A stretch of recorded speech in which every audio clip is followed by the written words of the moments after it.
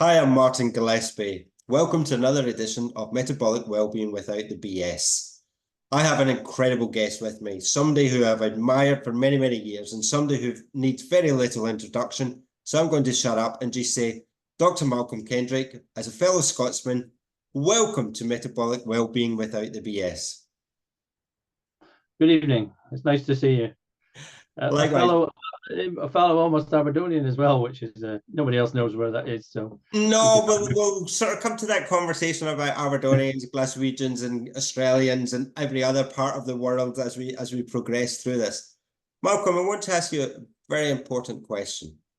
What does being healthy mean to you today?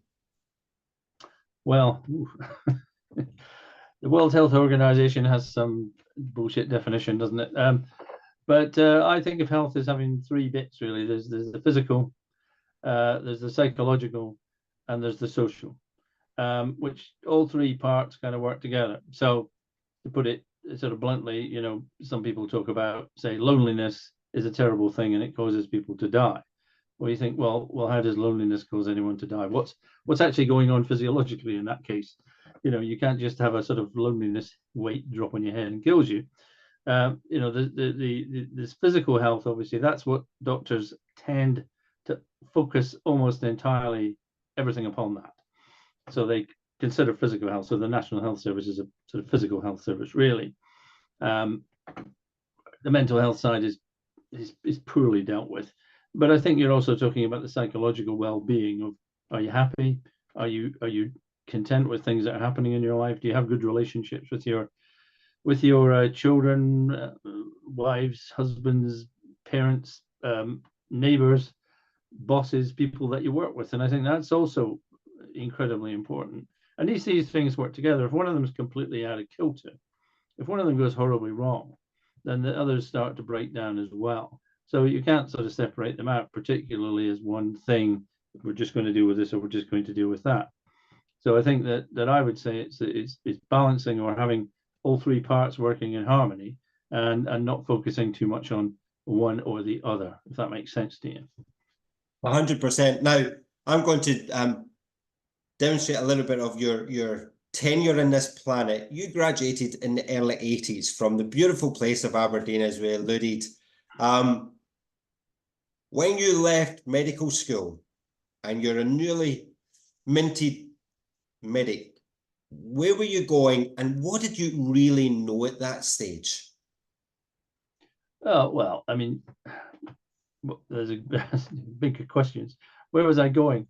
I've always been fascinated by what would you call science, which actually, although a lot of doctors think of themselves as scientists, they are not really scientists at all. They are tradespeople, in effect. You learn a trade, you learn those things that you have to do. So, and although it's called a degree, and of course it sort of is a degree, you're really learning what is medicine, what do you do, what blood tests do you do, when do you do an x-ray, how does this disease manifest and what do you do, and what happens when somebody collapses in front of you and what steps do you go through. So it's a very process driven and quite mechanical profession in a way, and you follow that process, or you deviate from those processes at your peril. Clearly, when I left medical school in 1981, believe it or not, it was not as protocol and process driven as it is now. Nowadays, it's guidelines from here and guidelines from there, and you follow them or else, which is one of the worst directions that medicine's gone in, I think. What was I interested in? I was interested in being a doctor. I wanted to be a GP, actually, because I thought that would kind of suit me rather better. And also, I remember once when I was at a ward round with the professor of surgery, who's one of his big things was the radical mastectomy. He used to do radical mastectomies. Professor Smith, Aberdeen University, just about as horrible a wee man syndrome person as you can imagine, just an utter bully. And he just used to pick on people. Anyway, we're going to see this woman, and she'd had a radical mastectomy, which means you get the breast taken off, the other breast taken off, the lymph nodes taken out. everything you can think of without killing the patient virtually. And she had this, swelling, the edema in her arm because she had the lymph glands and the lymphatic system was damaged. And this was in a big, bobbly, kind of horrible looking arm. And she was in her late 30s, I think, if memory serves. And I think earlier that week, I'd read a paper in the BMJ, which had said that the radical mastectomy is not really required because you can do much less sort of mutilating operations. So you can do a lumpectomy or just remove the breast or whatever. And apparently the outcomes were just as good. I think off the top of my head, this was research from Holland, I think. Anyway, I mentioned this during the war round. I think we were back in the room afterwards. And I think after that, several people thought, well, I'm never going to question anything ever again, because if I get humiliated and attacked and obliterated and destroyed and effectively humiliated to the degree of just, it was like something almost like a comedy thing in a way, except I was on the end of it thinking, I perhaps shouldn't have mentioned this. So I came to realize that, it wasn't really a popular thing to question anything at all. You just don't do it, all right? And you certainly don't do it to the professor of surgery whose reputation is built on doing radical mastectomies that actually the entire purpose of his life is a complete waste of time because he's not going to appreciate it. All right. So my naivety, I think, was there. I think, we again, using the analogy of Aberdonians, I can imagine almost like the Sir Alec Ferguson hairdryer going through you. Yes. Oh, yeah. It was. I think Alec Ferguson would be a rank amateur. He would say. This would have made Alec Ferguson look like a cuddly. But one of the things, actually, and it's really interesting you mentioned that, there's an enigma within the medical profession, and especially surgeons. There's surgeons, then there's God, then there's normal medics. Yeah, absolutely. Yeah. The hierarchical structure, now you just mentioned there in your wonderful story, is in the early 80s. Still hasn't changed much. Here we are in 2024. I think it's superficially there's been a change in that if somebody reported what he'd done today, he'd be in trouble. Whereas at that time there was no trouble to be had. You were the professor of surgery, you could do and say what you like, short of shooting somebody dead with a gun. Virtually, you'd have probably got away with that. The hierarchical thing, I think at that time came sort of from the army, because these people were from that era of going through the war and national service, and these guys were the generals and they were the people who organized things, and everybody took their commands from them. So but there still is a hierarchy, although it's less overt, if you like, than it used to be, but it exists, obviously. Yeah. And your progressional career, going into general practice, then what made you have this epiphany, thinking a lot of the things that I have learned, I have to start relearning? Sometimes people ask me this, and I do have an anecdote from my childhood. My father was a very, very super intelligent bloke. He designed the Trident nuclear submarines, right? Wow. Yes, and he was actually one time, I believe, offered professorship of mathematics at Harvard. Okay, so we're talking someone here who is he's a member of the Royal Society. Okay. And I was struggling with mathematics, which I always struggle. I was very good at arithmetic, I'd say. As soon as it started becoming figures rather than letters rather than numbers, I was like, what's going on? Anyway, he was trying to explain something to me, and we were looking through this textbook, and he just ripped the page out and said, that's just wrong, that's rubbish. And I thought, you can't rip pages out of textbooks. This is not what happens. But I think he did give me a sense that you should challenge stuff, and it wasn't necessarily true. And so maybe that was there from the start, or maybe I just got a stroppy bastard personality that says, I don't know which story I like the best there, Malcolm. The father and son relationship, or I was just a stroppy bastard. I like both. I do, all right. And well, if you speak to people that know me, they say you're quite argumentative. I say I'm not argumentative. I am not argumentative. But I am quite argumentative. Unless you're a surgeon, I am not argumentative. Argumentative, yeah. Well, no, I like challenging things and looking at ideas, but when did the first thing come along? Well, was it a gradual process? The first time I started questioning, it was heart disease, because at that time in Scotland had the highest rate of heart disease in the world. I think there were probably other countries that had more, but nobody counted properly or something.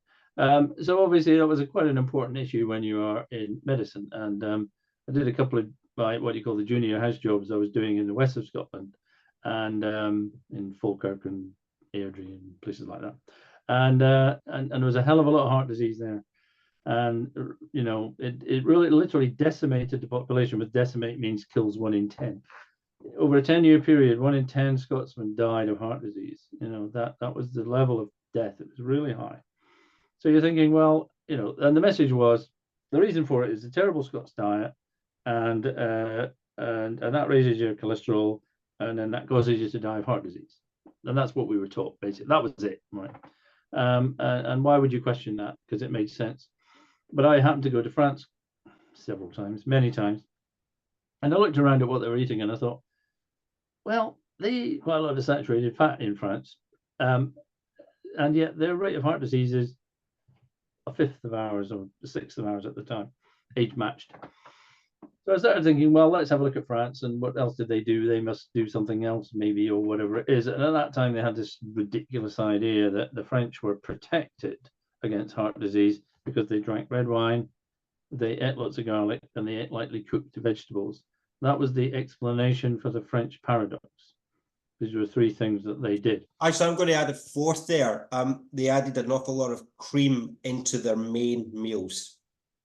No, well, I'm just telling you the official explanation, all right?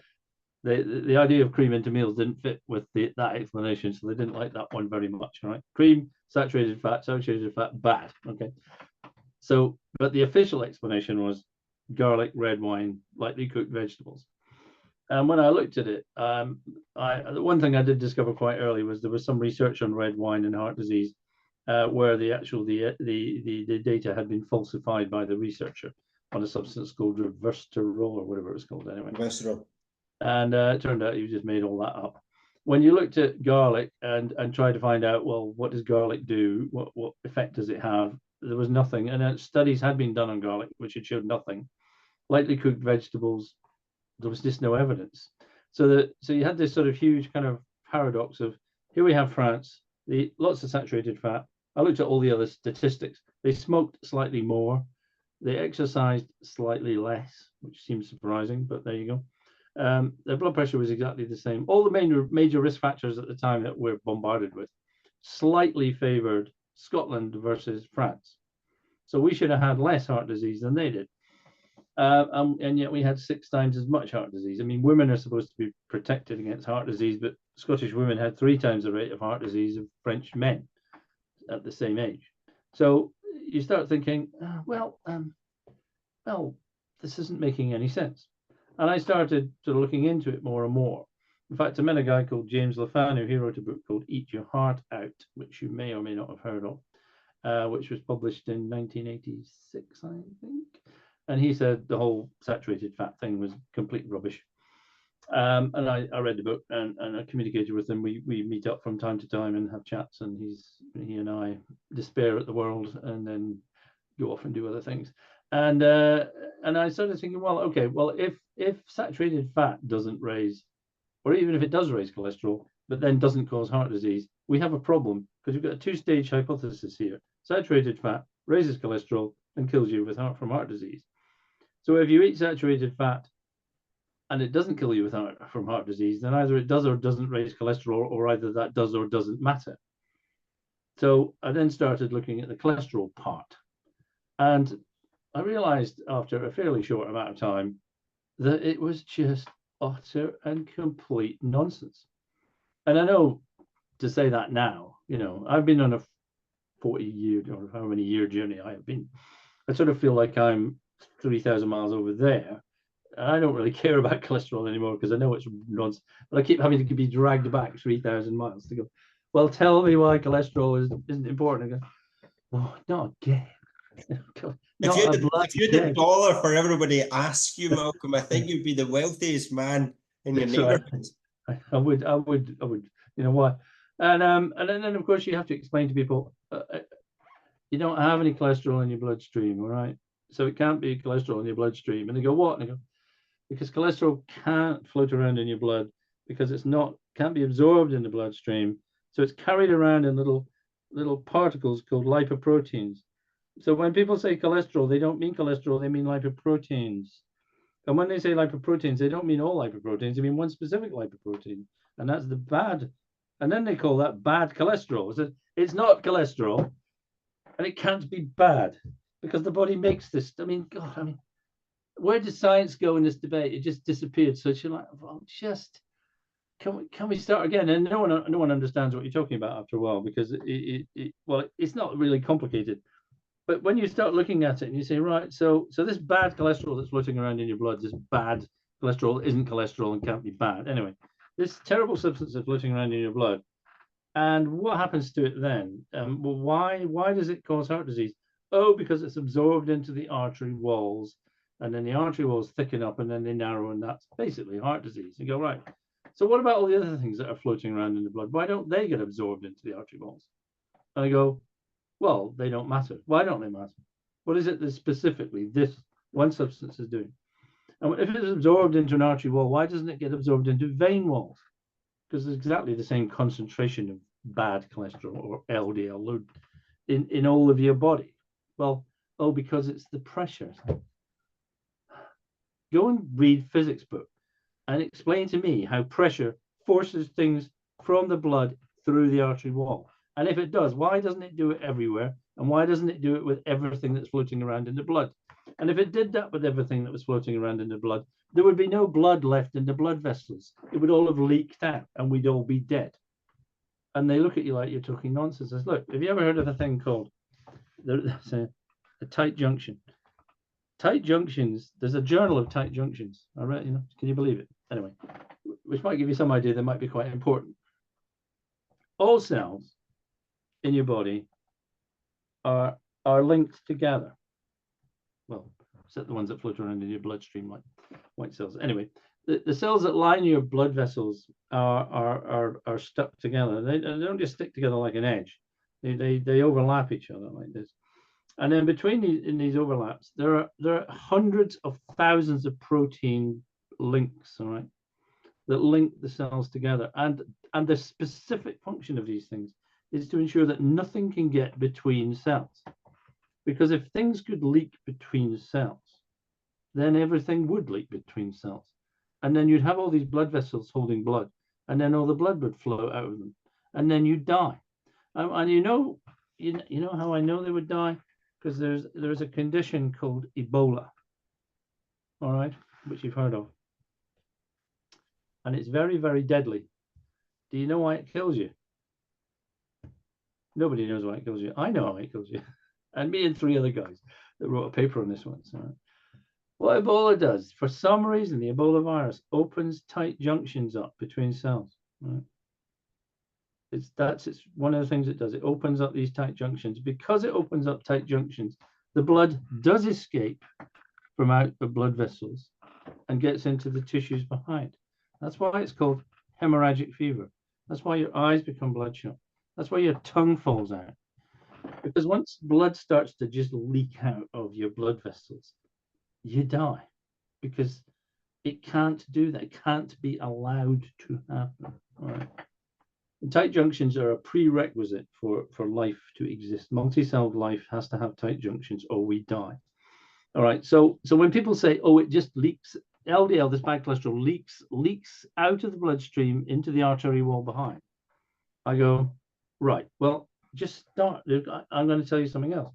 Is that LDL, which is low density lipoprotein, which is a little thing that carries cholesterol around, along with lots of other things that do as well.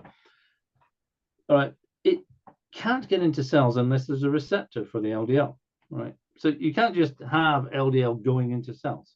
Nothing can get into a cell either. Cells are capable of, they have things called ion junctions, an ion being a charged atom. Now you can't get much smaller than that, all right? Cells keep atoms out, all right, except they have gates that open up and allow them to come in. So you've heard of sodium potassium channels, Yep. and calcium channels, and various channels. These are channels that exist in cell membranes, and these channels allow, this is how you live. This is what makes you live, is having an action potential across the cell membrane. And then the channel opens up and the action potential changes. And then if you happen to be a nerve cell, the action potential travels along the nerve, and that's how your nerves work, right? They work because the cells are capable of switching on and off ion channels, right? And if you have an LDL molecule in your bloodstream, the only way it can get into a cell is if the cell decides to manufacture an LDL receptor, and then it sticks it out into the cell membrane. The LDL, the bad cholesterol, comes along. It's got a little protein attached, which is like a locking key. It arrives along at the receptor. It goes, oh, you're an LDL molecule. I'm an LDL receptor. They lock together, and the whole thing is pulled into the cell in a very complex process.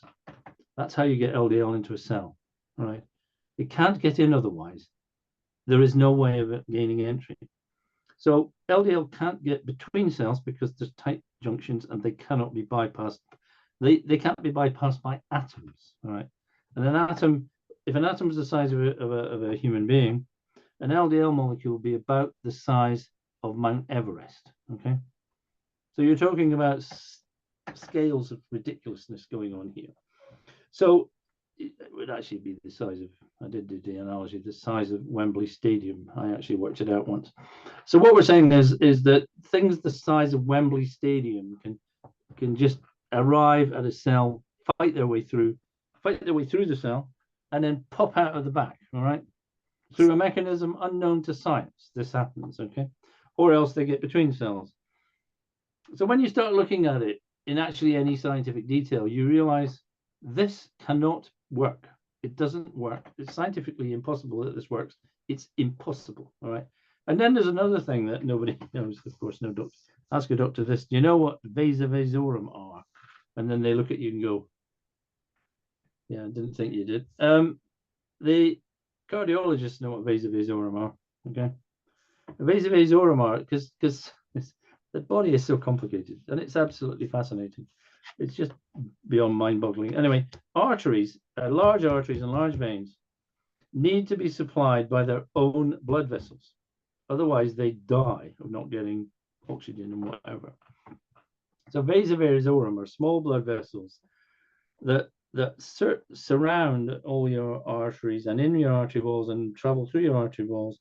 And some of the blood comes from outside of the artery through little arteries, and some of it, there's little blood vessels that actually go into the artery, and then the blood vessels branch out from there. And then from there, there's veins that surround them, and all the material passes between the arteries and veins. Because despite everything I just said about you can't get anything between cells, once a blood vessel gets very, very, very small and turns into a thing called a capillary, so it's one cell wrapped around itself virtually, right? At that point, when they get that small, they have holes in them, which are and they're called fenestrated from the Latin fenestra, window. Because of course, once the blood vessels get very, very, very small, if stuff couldn't get out and get back in, then the body couldn't work, because it would just be going round and round in the blood and it'd be stuck there. But so when the blood vessels get very, very small, things do move in and out of the blood vessels. So in your kidneys, for instance, waste products arrive in the little arteries, little things called glomeruli. They pass out of the glomeruli, they go down the nephrons in the kidney, and then the waste products are got rid of, and then you pee. Now, obviously, if things couldn't move out of the blood vessels at that point, your kidneys couldn't work, and they wouldn't have any function. And again, the liver can take tons of stuff in and out all the time, and in your guts, your endothelial cells in your guts can bring things in and out. So at a certain level, blood vessels allow things to move freely. So you have vasa vasorum in behind the artery walls, where everything can move freely. Everything can go in and out from the blood vessels, including LDL. All right. So you're going to say, well, actually, if you wanted to know how LDL could get into an artery wall, it doesn't need to battle its way through a tight junction or through a cell. It just gets in from behind. But of course, veins have more vasa vasorum than arteries. So if LDL is just leaking out, and it can leak out through this vasa vasorum, why does nothing happen in the vein? Why do you not get any buildup of LDL in veins? only arteries, never veins, and also never in your lungs. Because the blood circulation, your heart pumps, it goes out into your arms and your kidneys and your legs and your brain and whatever, and then comes back up, and then it goes back into your heart. And what happens is it pumps again, and it goes into your lungs. And then it comes out of your lungs and goes around the body. Amazing thing. Why do you never get any problems with these plaques in your lungs? Never ever. Doesn't happen. It only happens in one very specific part of your body, which is the larger arteries. Happens nowhere else. There's no explanation for any of these things. And then it only happens in one part of an artery. So you can have one bit of an artery thickened up, and the opposite wall has no thickening. It's perfectly healthy. So you're saying it's small bits here and there where you have this problem. So you say, well, why doesn't, if it's going to go through the artery wall, then it should go through everywhere the same. If this process is some concentration gradient or something that the cells. So anyway, you can get more and more complex in this, and I can take you down into more and more rabbit holes in that. But actually, once you start looking at the process involved, I sometimes use the analogy of Isaac Newton, who spent most of his life trying to convert lead into gold, alchemy. That was what his 70 to 80% of his time was, trying to turn lead into gold. I said, you've got lead and you've got gold, and they're both metals, and they're both heavy, and they're both malleable, and they both melt at about the same temperature. And you must be thinking, these two things are really very similar things. Lead could surely be transformed into gold. It must be something we can do. But once you understand that they're made up of atoms, and they have different numbers of nuclei inside them, and that therefore trying to change one into the other is it's theoretically possible if you used up expended enormous, huge amounts of energy, or you find yourself in the center of the sun at some point. But until that point, what looks simple, what sounds simple, you have this idea that cholesterol is high concentration in the bloodstream, it leaks out into the arteries, it causes these thickenings, jobs are good, and that's it, that's all we need to know. Or to quote H.L. Mencken, for every complicated problem, there's a solution that's simple, easy to understand, and wrong. But people can't get out of their mind. A bit like Newton couldn't get out of his mind. I can turn lead into gold. It must be LDL or cholesterol or whatever term they've got for it nowadays, or particles. And they change the names, and they say it's oxidized and some are light and dense, and they keep changing it around. It is in order to keep it ahead of you, so you can never pin it down. They're saying, yeah, call it anything you like. Why? How do you get past the problem of getting it through and into the artery wall in specific points in one form of blood vessels and nowhere else? And explain that to me in terms that I can understand. And they can't, because it can't happen. Because what? So, but yeah, it's this seductive thing, isn't it? It's like, it sounds so plausible. It sounds so likely that people can't, that thing of, but just rid your mind of this thing, because it's not that, it's something else. And I can explain to you, and I have, there's a whole point of writing my books, I'll explain to you how you get these plaques and how they develop, how they form, what causes it, and what you can do to stop it. I can take you through that entire process, step by step by step. And each part of the process has been proven, shown, demonstrated, blah, blah, blah, blah. It's all there. It's not really complicated. And in fact, it was first proposed 170 years ago by a guy called Karl von Rokitansky. And he looked at plaques in arteries 172 years ago now in Austria, in Vienna. And he said, I am looking at blood clots in blood vessels, all right, in various stages of transformation and repair. He called it the encrustation hypothesis. He had no idea how the blood clots got there. And he had no idea what caused them in the first place. But he was just saying, I'm a pathologist and I examine stuff, and what I'm looking at is blood clots. All right. And if you go down that path and say, does that make sense? Yes, it makes sense. And every single part of it can be explained. And so you're like, well, why? And other people have taken up on this. I'm not the first person. I was actually educated at Aberdeen University, and there was a cardiologist, a female cardiologist in 1979, which is like a unicorn, often spoken of but never seen. She was doing research into heart disease, and And then in a meeting, and I like to say this was my trigger point, but I don't think it really was. She said, and there was about 6 of us when she was talking about heart disease. She said LDL cannot penetrate the endothelium, which is the cells that line blood vessels. Right? And she said it in such a way that I didn't know what LDL was. I vaguely had heard of endothelium. I didn't really know what she was talking about, but I thought there's something about the way she said that is really important. There's something there, right? And her name was Elspeth Smith. And then I started reading papers by E. Smith, and I thought it was a bloke because I didn't think women wrote clinical papers because their tiny little brains didn't allow this to happen, or whatever it was that we were. I know that this is metabolic well-being without the BS, but we are not getting into a chauvinistic war here, Malcolm. So I'm not editing that out. Right. I'll put Malcolm's hate mail address in the notes of this, which I'm sure he's received many hate mails over the years. Yeah. Well, I did eventually realize that women could have thoughts. Anyway, I read these papers and I've quoted them in some of my my books, and basically C said that we haven't, because we've got stuck with cholesterol, we're not looking at blood clots and heart disease, and yet we can see that from the very start all the way through the process of what they call atherosclerotic plaque formation, blood clotting is the key driver of this and explains everything. All right. So she wrote this stuff before I met her in 1970 something. And before her, there was a guy called Ronald Ross who did the response to injury hypothesis, and there was a Scottish doctor called Duguid, and there was, so other people have looked at this, and it was fascinating research from America in the 1950s, where they had children who had heart problems and heart valve problems. And at that time, there were no heart-lung machines. So if you had a heart valve problem or a heart problem, you died of it. There was nothing that could be done. But a lot of these were kind of holes in the heart or transposed vessels and things like this.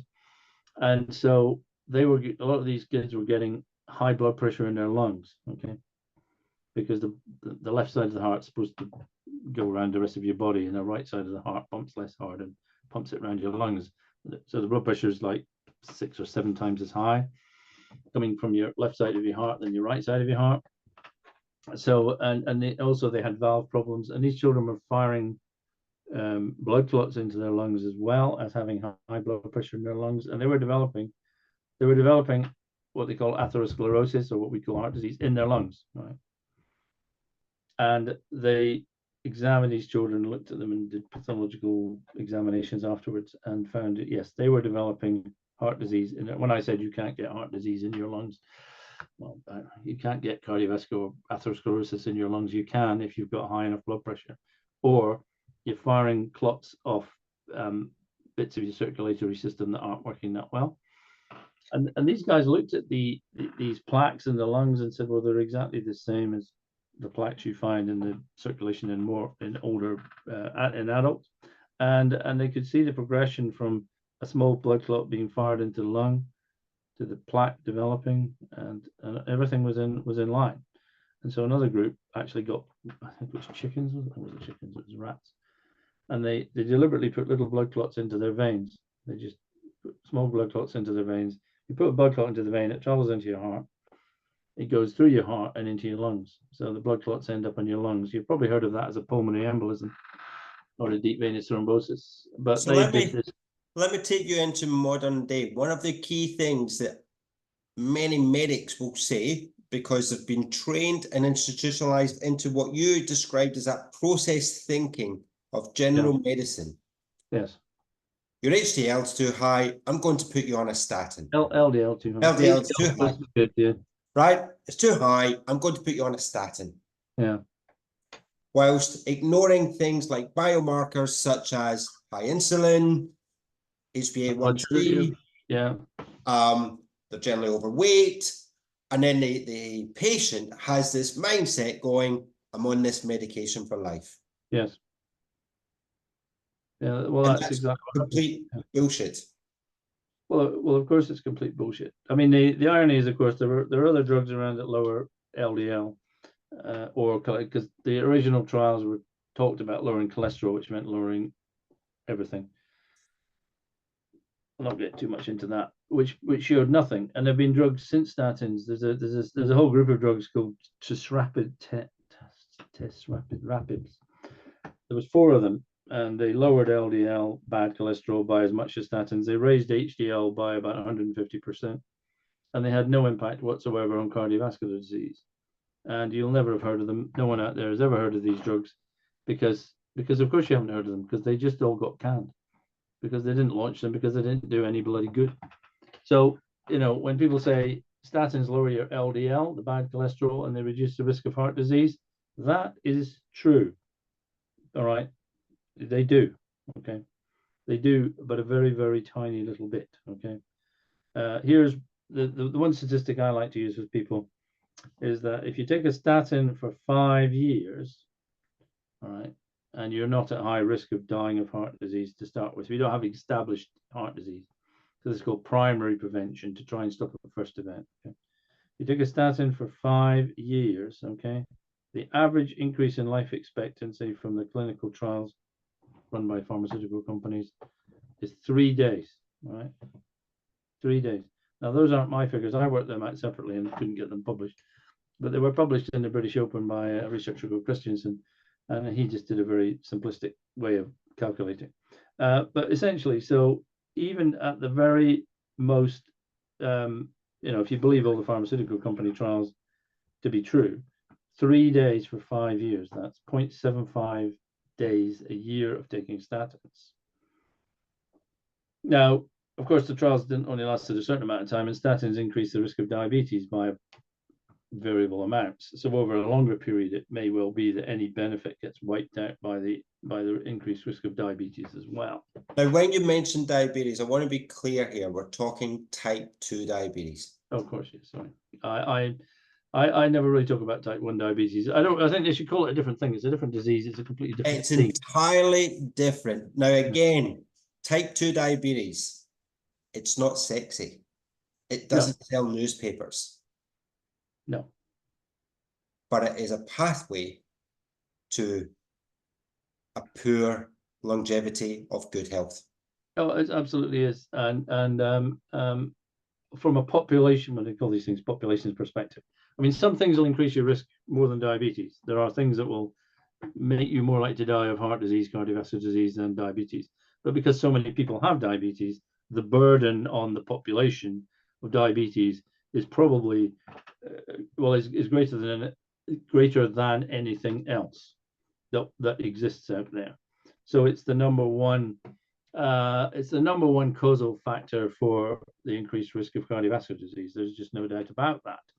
I think I did calculate that in my last book as number of people and millions of people and lives lost and blah blah blah. I mean, obviously, if everybody smoked, that would probably be slightly worse. But people don't smoke anymore, and so we have this issue. So yes, how do you say diabetes? Well, again, you look at diabetes and say, does it raise LDL? No. All right. So how's it killing you of cardiovascular disease? What's it doing? It also damages your kidneys, it damages your eyes, it damages your nerves. But actually, all of these processes are the same processes with diabetes. It's doing the same thing. Because if you remember, I talked about endothelial cells, and they're really important. If you keep them healthy and wealthy and wise, you will not get cardiovascular disease. But endothelial cells are like the wall tiles that are on your walls of your arteries and your veins and all your blood vessels. They are the sort of interface between the blood and the artery. But sitting on top of the endothelial cells is a thing called the glycocalyx. Ask 100 doctors what's a glycocalyx. They'll look at you and go, I'll get back to you on that. They don't know. They've never heard of it. All right. The glycocalyx is like a lawn, a thick fluffy lawn that sits on top of all your endothelial cells. It's quite thick and fluffy, and it protects your endothelial cells. And within it are anticoagulants are being made. It makes nitric oxide within it. And it's really a sign of how healthy your underlying endothelial cell is as well. But if you start damaging the glycocalyx, if that starts to thin down, then the endothelial cells become more, they become exposed to things that are in the blood. So red blood cells crash past them, and things crash past them, and the blood pressure crashes past them. And the endothelial cells at that point can die, be stripped off, and that's where heart disease starts. Now, that can also happen in your eyes, because although you can't get an atherosclerotic plaque in a capillary, because it would be like a snake swallowing an elephant. I mean, the difference in size, it can't exist. There's nowhere for it to exist. A capillary consists of one cell wrapped around itself. So where would the plaque go? There's nowhere for it. So instead, what happens is if you lose the glycocalyx on endothelial cells in capillaries, those cells just die. Then the capillary bursts or blocks or whatever it does. Now, when that happens in your eye, you start losing blood vessels. And as more and more blood vessels get lost, you start losing your vision. That's what happens, all right? The same thing can happen in your kidneys. Your kidneys, again, I was talking about these very small capillaries and things, is if you start destroying capillaries in your kidneys, then the kidney, the nephron, which is the units in your kidney that do all the work, start to die, all right? And if you have you have the small capillaries in your fingers that surround your nerves, okay? So if these capillaries and the endothelium and the glycocalyx start to die, you start to lose blood supply to your tips of your fingers and your nerves in the tips of your fingers and to your skin. So what happens is your nerves start to die, your skin becomes more easily damaged, and when it's damaged, it doesn't repair, so you get ulcers and then you get gangrene, and the nerves die. So exactly the same process is going on everywhere in your body. And one of the things that really damages your glycocalyx, one thing is a high blood sugar level, which is type 2 diabetes. If you can see, you can do experiments where you actually put high blood sugar levels into an arm, and then you look at the capillaries and the glycocalyx, and it starts to thin quite dramatically, and that is a sign that you're in trouble, real trouble. Now, that's a great segue, Malcolm. High blood sugar levels. We're in control of it as human beings. But over the last 40, 50 years, we have seen an explosion of poor lifestyle, echoed and amplified by, whether it be in America or Australia, the standard Australian American diets, and here in the UK, the live well guidelines or whatever. Live well plate. Eat well plate. Eat well plate. Which has got, used to have cans of Coke on it, yeah. Cans of Coke on it, breakfast cereal, even I think in one of them I did see cornflakes, and I'm thinking, oh my God. Yes. Well, that's the, I mean, it's absolutely, we're taught as doctors that, that grains and rice and carbohydrates are healthy and you should eat as many as you want. And if you develop diabetes, you can control it with, and type 2 diabetes, you control it with insulin, so it doesn't really cause any problems. It's like, what? And also the diet can have no effect on type 2 diabetes, and you can't reverse it, and all the things that we're taught. We're still taught this bullshit, which is just complete nonsense. I mean, I sort of lost interest in diet when I realized that the saturated fat argument was just nonsense and made no sense whatsoever.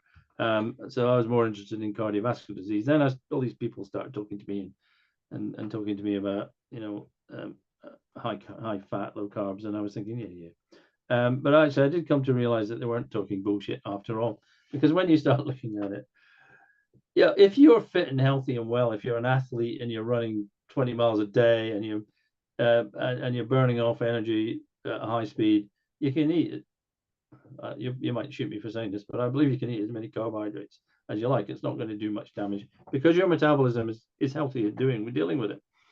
The problems start to come, of course, when you're not running around and when you're not doing this and you're eating too much stuff, and the stuff that you're eating is entirely made of carbohydrate, however that comes, that's sugars. Again, you look at people and people go, fruit's really healthy because it doesn't have any what? It doesn't have any what in it. So what do you think it's got? It's got glucose, it's got and fructose, and actually a combination of glucose and fructose is like, that's fine if you're a hibernating Kodiak bear, but it's not good for you to eat lots of these things, because especially fructose is really, really a problem. And they look at you like, I'll take you through it. Well, I mean, you see that from a young age here. Yeah. the morning tea, whether it be at school or at work environment, fruit plates. Yes. Fruit. Yeah. And it's Well, funny, actually, as I call them, Fruit Loops. Fruit Loops. And the other key Yeah. thing, actually, a great analogy there. If you look at those, and I like what you said there, if you're an elite sports person, and you see that with soccer players or footballers, as they're known in this country, they stop playing in their mid-30s. Yeah. They're not at that prime athletic build. And lo and behold, you see them 2 years later, and they're the size of a tree. Yes. Well, another one, I looked at sumo wrestlers at one point, and they are fat, but they are fat in a different way. And the interesting thing is that sumo wrestlers, who have the highest body mass index of any group of people on the planet, possibly not anymore, they don't have type 2 diabetes. They don't have problems with their metabolism. But I tell you what, the moment they stop being sumo wrestlers, the shit hits the fan. Literally. In Australia, there's obviously, you're on the cusp of Western Samoa and the Samoan Islands, and they have got a massive problem. And thanks to people in Australia, such as Dr. James Muirkey, who is really doing a terrific job at addressing type 2 diabetes, and especially what you just said there about the impact on your eye. I want to take you a little pathway that is almost just developing here, and that's the importance of oral health. Yes. It seems to have just, over the last 10 years, a lot of stuff about the gut microbiome. There's always been stuff about neuroscience, about the brain, but now the mouth, the oral health, is now becoming, there's a lot more information about it. Why is that so important for one's health? Well, amazingly enough, the American College of Cardiology, who normally say nothing other than stupid things, and along with the American Heart Association, and as I always say, what do you call 500 members of the American Cardiology Society lying at the bottom of the ocean? People say, what? I say, it's a good start.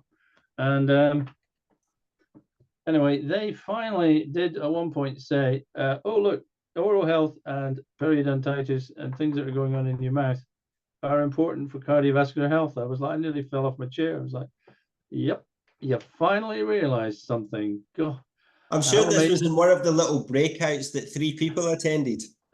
Yeah, well, no, they did do it with the American Dental Association, and the American College of Cardiology did a thing, right? Which presumably was designed to make more dentists do more expensive dental work and therefore make vast sums of money. But they did actually realize that, yeah, you know what? Actually, if you have bad dental health, then this stuff gets into your bloodstream.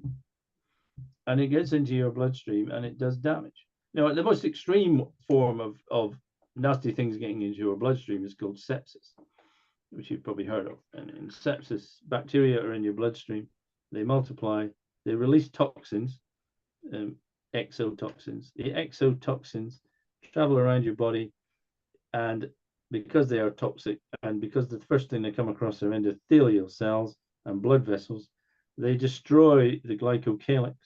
They destroy the endothelial cells, and you get widespread, what they call disseminated intravascular coagulation. And basically, the blood supply to your organs is blocked, and then they die, and to your fingers, and it blocks, and to the tip of your nose and your ears, and they fall off. And now that's the most extreme version. But interestingly, if you, just tripping back to this favorite theme of mine, if you measure the glycocalyx in sepsis, the thickness of the glycocalyx will define whether or not someone is going to live or whether they're going to die. And if their glycocalyx reaches a certain critical thinness, that is it. And that's because at that point, the toxins are destroying blood vessels so rapidly that that's the end, and you aren't going to survive. Well, what kills you in sepsis? People don't really know. What kills you in sepsis is blood clotting.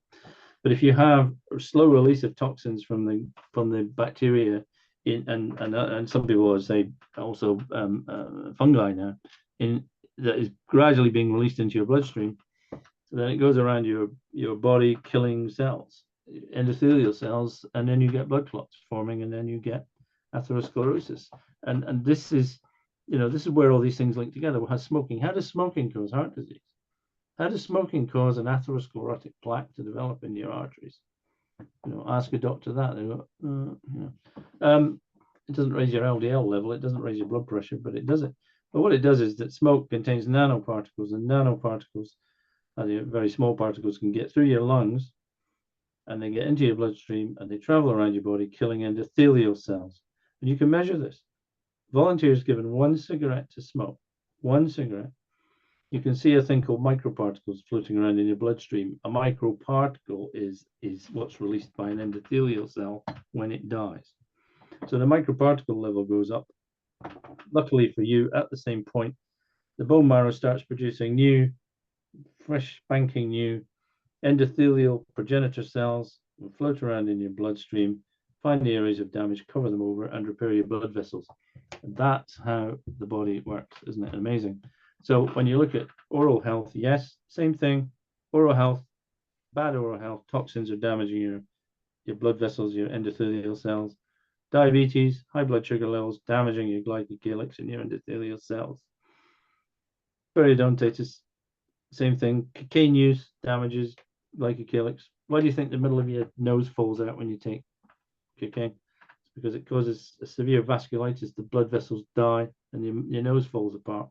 But what do you think is happening to your heart? Same thing.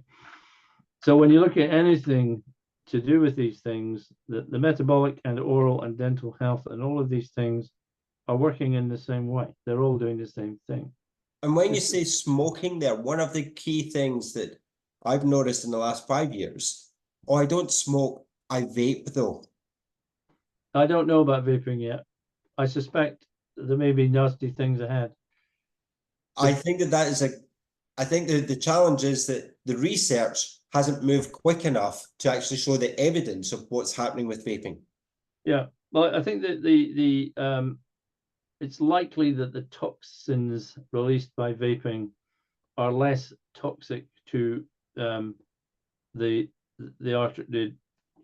artery walls and the endothelium and the glycocalyx. I think they will be less toxic. I don't know that for sure, but that's my supposition at the moment. Just because the crap that comes into your lungs when you're smoking could hardly be worse. Oh, it's completely stupid. Now, one of the things that you mentioned there is the impact of blood sugar and diet, and we spoke about the guidelines, etc. And we both agree that they're bollocks, basically. Well, they're actively damaging. They're not, but they are actually. You can call them what insulting word you like, and I've called them many insulting words, some of which ending with ing. Is that spelling with a PH? It is. And it rhymes with there's a thing in Cambridge you do called punting, and the people that write these things, these are despicable people, all right, in my opinion. And these guidelines are despicable because they are just wrong and they're damaging people, okay? And yet we're still trapped in this really, really weird world where people say, if you've got trouble controlling your blood sugar levels, what you must do is eat as much sugar as you can. And that will be good for you because it will. No, step it back. The reason why these guidelines came into existence was because it was decided that saturated fats increase your level of nasty things in your bloodstream like LDL and increase the risk of heart disease. They then found in about the late 1970s that people with type 2 diabetes were much more likely to die from heart disease. So the thinking was, well, we know that they're at high risk. We know that eating saturated fat makes you at higher risk. So that the one thing that they must not eat is fat and fatty substances, all right? And when you stop eating fats and fatty substances, the only thing you've left to eat, basically, because people won't eat that much protein, and nor should they, is carbohydrates. So that's really how it all came to be. But if the idea that eating saturated fat doesn't, or it does or does not raise your LDL level, but then that does not cause heart disease, the entire edifice falls to pieces. Now, because there's so much money behind this edifice, I mean, drugs for diabetes are now way ahead of everything else in profit and margins, and huge amounts of money being made. No one in that world, and then you've also got the low-fat food manufacturers, billions involved in that, and then you've got a whole group of very, very driven people, vegetarians and vegans, who who are trying to tell you not to eat these things. And now we have the save the world thing. Animals destroy the planet, and we ought to all eat plants. So there's a gigantic pressure from all sorts of directions, some of which are positive, some of which are stupid, some of which are venal, but they've built into this thing, which, and the trouble is, if you start attacking any part of it, I was thrown off Wikipedia about 7 years ago or something, along with a few other people at the same time. In all, I was saying that animal fats and saturated fats don't cause heart disease, all right? But of course, once this whole thing is a bit like, you've ever seen that thing Kerplunk, isn't it? Whatever that game is, yeah. You pull out the bits, and if you pull out too many of those little things, the whole thing goes badoof and you lose. And so these people, they know that all of these little sticks sustain the Kerplunk game, and if they see anyone pulling one of them out, they realize the whole thing could go. So even though it might seem 100 miles away, they know, somehow they know they can pick up that somebody is threatening our game of Kerplunk here, and when that final stick is pulled, the whole thing goes. So you have somebody over here saying, that in Samoans and that area that they're eating too many carbohydrates and it's not doing them any good. There's almost like you can see the sound in the background. There's people out there, they're going, hold on, we know where this ends, all right? Kill it now, get rid of these people now, all right? Stop this at source, because if this takes off, that happens, this happens, that happens, Kerplunk, okay? So, they're very, very acutely aware, and that, is it a conspiracy? Well, I'll call it a conspiracy. It's a conspiracy of vast numbers of people with so much to lose if the whole thing falls apart. And they will work together as necessary to obliterate you. So I say LDL doesn't cause heart disease, all right? And that threatens the entire diet, heart, diabetes, lower your blood sugar, eat carbohydrates world that's going on. It's not a direct threat, but it's like going that way, all right? So you have to recognize that you're saying a thing over here, it's being heard over there, and they're going to cut you off at the pass. They don't, they don't take prisoners, these people, all right? So, as you know, I've been attacked from various directions for lots of people for trying to just say, just by saying at the start, cholesterol is not a factor, or LDL is not a factor in heart disease. Because again, if that fell apart, so you have to be very careful in this world. If depending on what you've got, I mean, I've reached the stage. I'm old enough and ugly enough. If I lost my job, I don't care, right? Financially, unless they can freeze my bank accounts and sue me or whatever, I don't care. But I do fear for somebody aged 25 who's looking at this stuff, who's working in a research lab somewhere, who thinks, oh, look, LDL doesn't, that stuff that Dr. Kendrick is saying about LDL doesn't cause heart disease, that's really interesting. You know what? He makes a very good case. Actually, I've read a lot of his stuff, and they can see the professor going, excuse me. I don't think you belong to this university anymore. Yes. Yeah, you can of course pursue this if you wish, but there won't be any tenure for this, and there won't be any grants, and by the way, you won't be getting another job anywhere else, anywhere in the world. But knock yourself out on that one. It's funny actually. One key thing that I've noticed since returning to the UK is that the UK has got an abundance of really good food, and here in Scotland, all red meat available in supermarkets is grass-fed. Oh yeah, fantastic. Yeah. Right, brilliant. It's the same in New Zealand. Why are we not promoting it? Why are we not enhancing it as an adjunct? And I'm for medication with efficacy, right? And I know that you are as well. But as an adjunct, a ketogenic lifestyle has got tremendous lifestyle benefits. Yes. Well, it for a lot of people who are in having metabolic problems, especially the people who are just stuffing their faces with, they arrive at the supermarket checkout and it's like, have 600 tons of chocolate for only 1 pence, have 6,000 fizzy drinks, have 2 for the price of 1. You think, why have they got this here? I mean, you and I were brought up here in Scotland where, we'll have porridge, or we had that advert for Ready Break that gave you that glow. Oh, yeah, it did, yeah. Right? Right. And in Australia, we have, the wonderful work of Gary Fekke and Belinda Fekke highlighting the contradiction and the conflicts that happen between food companies and dietary guidelines. Yes. It's unbelievable. And like yourself, Gary Fekke's had one hell of a ride as well. He's been investigated several times.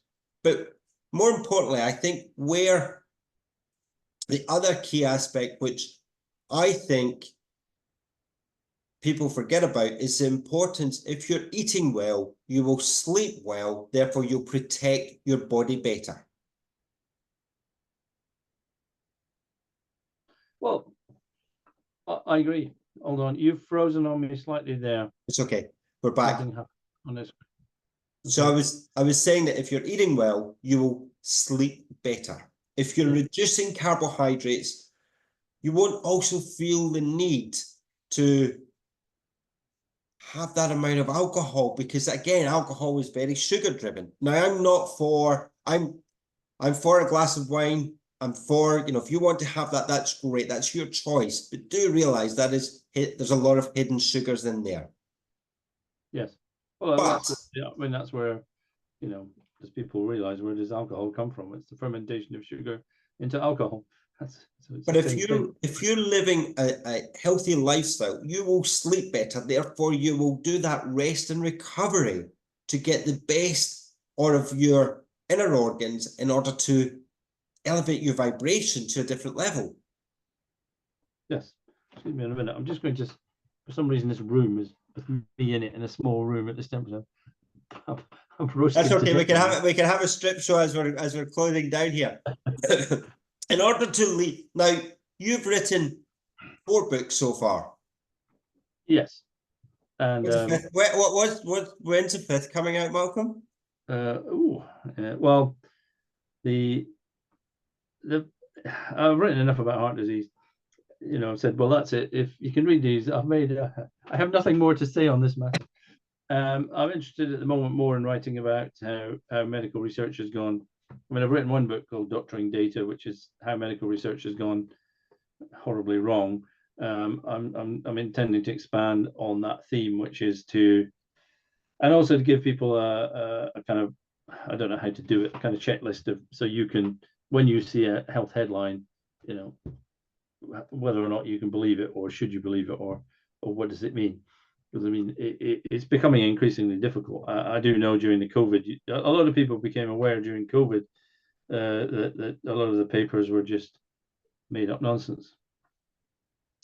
And such that even the editor, Richard Horton, editor of the Lancet, who actually published a paper that he then realized was just made up. The data was just made up. It was nonsense. And he kind of said, well, you can't expect us to know how to spot this kind of thing.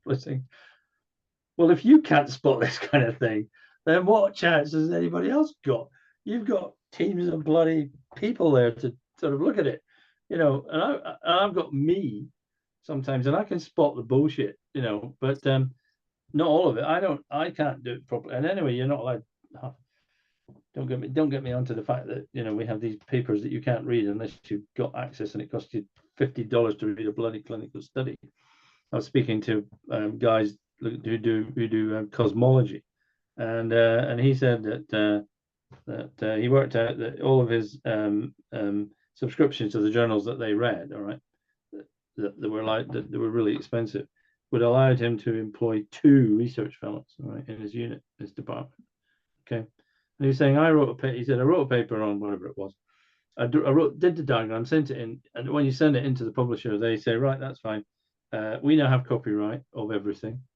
We now have ownership of everything. And then he wrote to them and said, oh, that graph that I produced for that paper, I'd like to use it. And he said, that's fine. Cost you $1,500. And he wrote the paper. He drew the graph.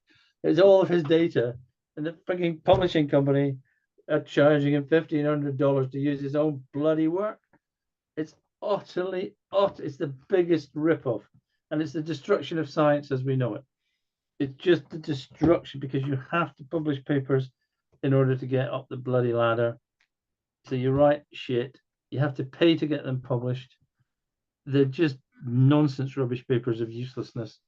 And of course you just make stuff up, and these journals, they're just churning them out now. It's we're not in a world of science anymore. We're in a world of what did they used to call it for the Roman Catholic Church? It's not favors. I think they used to say, you know, you will go to heaven quicker if you buy one of these indulgences. That's right. The Roman Catholic Church made fortune selling indulgences during the Middle Ages. All right. You know, you remember Martin Luther, or Luther King. Martin Luther was the one that basically hammered his things to the cathedral wall, saying, "This is utterly ridiculous. You're a bunch of corrupt bastards. You should all be ashamed of yourselves." All right. I need my version of the Martin Luther's 96, whatever he called it, and hammer them to the front of the FDA. You're a bunch of corrupt bastards. You just got nothing to do with science anymore. This is just a money-making exercise. You should be bloody ashamed of yourselves. This is where we should be now with these people. So that's my next version of banging my head against the brick wall will be to actually I'm looking at trying to set up subscription or very cheap published journals, all right, so people can get access, and trying to get editors who will edit and have a bit of a name, and trying to get people who do the reviewing stuff and all that kind of thing, because it's at the moment science is being strangled in part by the publishing companies who are making, you know what the profit margins are on publishing now? I think they're 46%. Right. It's almost the same as the tax rate in Australia. Is it? Well, it's a tax on bloody research. And yeah. It's just utterly, it's you know, if you want science, you want the Enlightenment, you want to get rid of these Elsevier's and God knows what all the other ones are called, publishing companies, because these guys are just destroying science at the moment. Yes, it's really worrying. It certainly is. But you're quite easy to get a hold of. I know I found you quite easy to get a hold of, and you've got a pretty reasonable website that people can get a lot of your information, haven't you? Yeah, I've been a bit down on it at the moment because I'm in the middle of a court case where I'm suing the Mail on Sunday for libel, and my lawyers are very much, don't you bloody dare say anything controversial right now, because it's the judges deciding all this. Almost a year since the bloody hearing. All right, so I've got my silent hat on currently, because they're just terrified that I'll say something and blah blah blah. So everything you've written in your books is all factual there. It's there, and in many ways your books should be available, in my opinion, for kids from about the age of 14, 15, with that inquisitive mindset, to ask questions, to be curious. You and I don't have the answers, but we want the conversations. Absolutely. And that's the most important thing. It is the most important thing. I might be talking complete bollocks, who knows? I don't think I am. But what I hate is that you can't have a debate on this. You know, you want to have a debate, you want to challenge it, you want to say this I'm wrong about this, I'm right about this. Well, you know, it was said to me that, you know, nowadays researchers are all playing golf when they should really be playing tennis, by which he means science is about, you know, you've got an opponent, you bash it forward and you bash it back. You don't just go off playing your own game and ignoring what everybody else is doing. But it's become a bit like that, and we need much more and challenging and controversial ideas and stroppy bastardness, like my father taught me to be, you know. So from one stroppy bastard to another stroppy bastard, I'm going to call it quits there, because it has been an absolute masterclass of so much information, Malcolm. Thank you so much for your time and the gold that you've been able to share with us all here. Thank you. It's been good fun, fellow Scott, fellow stroppy bastards. Yeah.